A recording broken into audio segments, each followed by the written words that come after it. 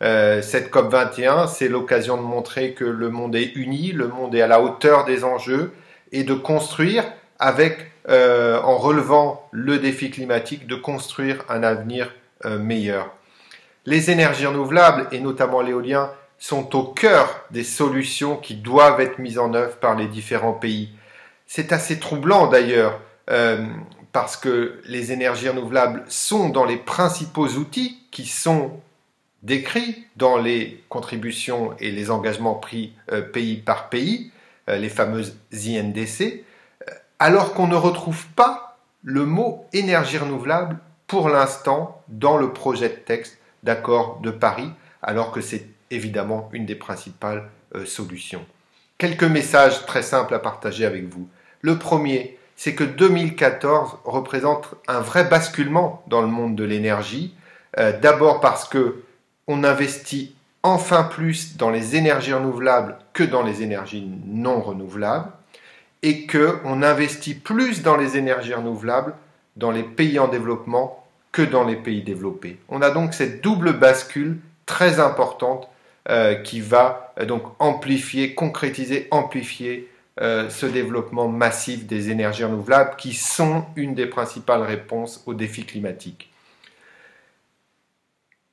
Les énergies renouvelables, je le disais, sont au cœur des engagements nationaux pris par un grand nombre de pays. Bien sûr, je pense en premier lieu à la Chine ou à l'Inde qui ont pris, autant on peut dire sur d'autres aspects, l'efficacité énergétique, ils peuvent aller plus loin, et c'est notre analyse, mais en tout cas, sur les énergies renouvelables, c'est vraiment le point le plus marquant, un des points les plus marquants des contributions et des engagements pour l'instant déposés par les différents pays, c'est la place des énergies renouvelables et notamment du solaire et de l'éolien dans ces contributions nationales. Troisième réflexion, enfin, les scénarios avec un développement massif des énergies renouvelables ne sont plus tabous.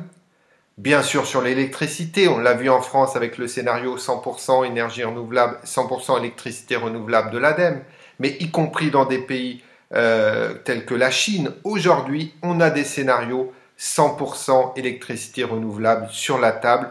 Imaginons ensemble le chemin fait depuis quelques années sur ces questions-là. Le rôle du financement est très important, le rôle des banques est très important. Il faut accompagner ces financements massifs vers les énergies renouvelables et les banques ont un rôle particulier à jouer et elles ne le jouent pas toutes pour l'instant. Une étude récente que vous avez vue la semaine dernière montre qu'en moyenne, les grandes banques mondiales investissent toujours aujourd'hui 7 fois plus dans les énergies fossiles que dans les énergies renouvelables. Il faut accélérer ce changement, il faut faire cette bascule et donc les acteurs financiers ont aussi leur rôle à jouer dans cette transition énergétique. Dernier point, le financement citoyen des énergies renouvelables et en particulier de l'éolien, évidemment quelque chose qu'il faut fortement développer, notamment en France. C'est pour ça que nous avons poussé fortement cette idée à la Fondation Nicolas Hulot avec d'autres acteurs dans le débat énergie, c'est enfin concrétisé dans la loi énergie et je crois que c'est très bien. Il faut effectivement qu'on puisse permettre aux citoyens et aux citoyennes de se réapproprier ces questions énergétiques, les énergies renouvelables et donc d'investir dans des éoliennes à côté de chez eux plutôt que dans des produits financiers dont personne ne comprend rien et sur lesquels on a très peu de sens.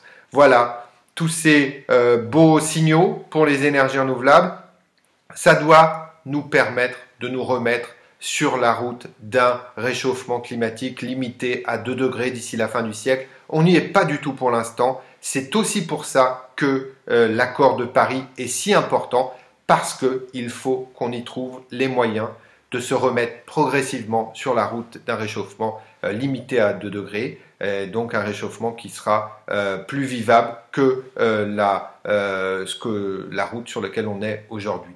Donc bravo à toutes et à tous pour votre mobilisation et à bientôt pour construire ce nouveau futur.